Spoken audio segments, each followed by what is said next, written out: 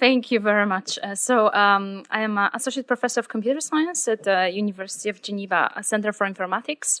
So I am like a mirror of Professor Lovis and Professor Gaze-Buller at Center for Informatics.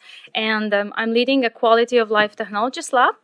I'm also a faculty at the University of Copenhagen, and I have a huge collaboration with Stanford University Medical Center. And actually, it was a very great introduction to my talk. Thank you very much, because I'm going to talk about what smartphones and wearables can do for us. My heart rate is now 100, so I think I'm pretty alive and kicking in. Let's get into where we are with respect to where technology can help with making better clinical decisions. So you have a patient, and then we have healthcare practitioners like yourself. And there is a bit of optimization problem where you as expert, you would love to see the patient being healed and the disease going away, while the patient actually, in a sense, doesn't care about what will happen as long as he or she can follow daily activities and go to school and work and take care of the family and have fun and eat whatever he or she would like to eat. And have a good quality of life. So we have this, and you know more about this particular optimization problem than me. And with respect to quality of life, and that's how I name my lab, Quality of Life Technologies, I'm following World Health Organization definition, and then we look into physical health, psychological health, social relationships, and environmental. And we have 24 different variables which are then of importance for quantifying quality of life. And then how do we then map it into this optimization problem, where I would like to say that I will show in a moment how can we leverage the wearables and smartphones being in our pocket to quantify the quality of life and then bring better information to the clinicians making the decisions. And also enable more self-management. Actually, that's one of the really important aspects of my work. Everybody has, all of our patients, right? They have when they sit and wait for you as a clinician in the waiting room, what they are doing, they are looking in their smartphone. And then when the clinician would say, "Oh, please." Now I'm diagnosing you with this particular disease. You have to change your the way you eat. You have to change.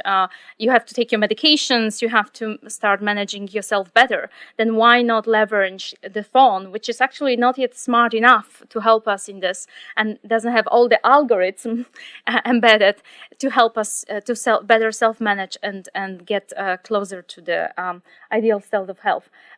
Just saying this, I'm running the lab for 7 years from computer science information system perspective, and I'm collaborating with multiple end users, different patients groups in Geneva, but also abroad, a lot of international projects. And out of 24 variables, I'm covering 9, and I hope one day I'm going to stand here and say we have a full algorithm for quality of life assessment. But let me give you some snapshots, which hopefully will get you closer to understanding what numeric can do for the patients and also for you for making better decisions in clinics. So here is an example of a patient. One day you're going to have this data, the patient will come to you and you're going to make a decision based on the past. So this is 7 years of somebody's physical activity, and you will need to, for example, make a decision about surgery or medications or some other aspects of treatment.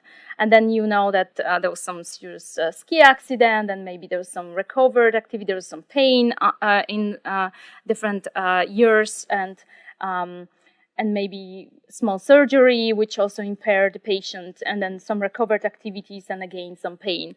And what I wanted to say here, one day you are going to have this data about your patients, and they're going to be in your offices, and you are going to see this data, and then how much you would trust the patient that the patient is going to do exercise or rehabilitation which you are going to prescribe, right? So if you have this data and if you know what was the story of the patient and where the patient comes from and what are the different aspects influencing, this is in case of physical activity, you may make better decisions of what am I going to prescribe the patients and what kind of patients I'm dealing with and how to best meet the needs of the patient. Here is a sleep example. Sleep, we are hearing recently specifically of influence of sleep, of different aspects of chronic illness, different aspects of daily life, and actually sleep is this particular lifestyle choice which then influences everything else happens where we are not sleeping, right? So how awake we are, how creative we are, how do we interact socially. And here example, again, we'll have a patient story of few months of data, patient coming to you and then pointing out, I have lost my 7.5 hours sleep quantity, not talking about sleep quality, but at least I'm waking up at night and I'm not able to sleep. So on average, you'll see there was some point of poor sleep. What happened? Oh, we changed the medications. We changed the medications. I have more pain. I have some other symptoms. I'm waking up at night. You can see statistically that we are getting into poorer sleep. So let's change the medication again. So how exciting would that be if you have some quantitative data supporting your clinical decisions better? And again, this is a bit anecdotal example, but this one is actually real, but it's a bit anecdotal with respect to how much data and how you are going to trust the data. So that's where the most research is also coming. Glucose level. This is a continuous glucose monitor called Freestyle Libre, which is monitoring the patient and picking the data sample every 15 minutes and storing it on the reader. And here we have multiple months, again, of the patient's journey of patient life. And in between 70 and 150 is they're the best levels for glucose before or after. Actually, this is the best before and after the meal. And then again, what do we see? Statistically, we may see some specific changes in the glucose levels, and then maybe there was a diet change, maybe there was more awareness of specific foods, stressful times, a medication change again.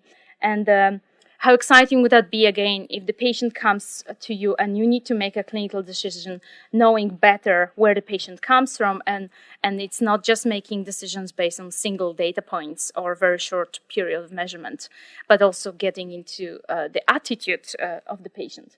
I wanted to give you also a story. I started to work in so-called mobile healthcare domain, which is leveraging mobile and wireless technologies. And myself, I'm also continuously monitoring myself. I have 4 devices on me.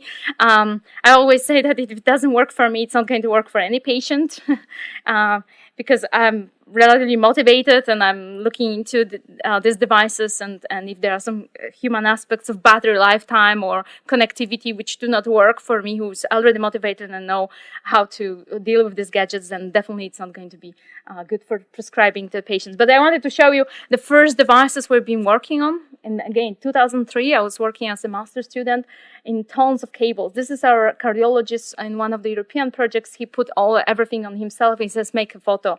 So we have electrocardiogram, we have respiration, oxygen saturation, and activity. And then you have old-fashioned, it was not even smartphone, it was iPad, iPac device. And then on the other side, we had a very simple data visualization. So the data just went through, and back then there was 2.5 and 3G networks and very poor Wi-Fi. And we've been happy just to see that something is changing on the other side. And how exciting is that to tell you that somewhere in the future, we're going to have more and more devices. This is actually a book chapter I've written. I survey 436 devices, and I look what they're doing, what kind of behavior markers we can gather through these devices. Also, where they are put on the body, and then I also survey like battery lifetime and other aspects. And so if you're interested in understanding what are the available devices for measuring different aspects, I will be happy to share it with you. But then in the future, we are not going to have this patient going around the lake, but just anybody will going to be instrumented. Already a smartphone is giving a lot of behavior markers with respect to our activities, but then there will be smart socks and shoes and other aspects of our clothes and whatever is around us. It's called body network, which will then send the data to the other side. And good news or bad news is the first is going to be an algorithm. The first is going to be an algorithm, specifically for non-emergency cases. For first will be an algorithm understanding, is it a good bad trend, and do we need to involve the human? So that's where we are going to need the algorithm. This is an example of IBM Watson, which is going to now is trained for different cancer, help with cancer treatments choices. But I think again, and that's where we need your help. Because we are not the data is coming anyway, and then we are not going to sit in our labs and thinking like, oh, that would be good threshold to set up some specific notification to the caregivers. So that's where the interdisciplinarity comes in. And again, I would like to say that one day I would like to come here and say I'm covering these 24 variables, and I have fully fledged algorithm for quantifying quality of life of the patients which are out there in their where the health happens. And if you would like to collaborate on any different aspects, I'm looking forward. Thank you very much.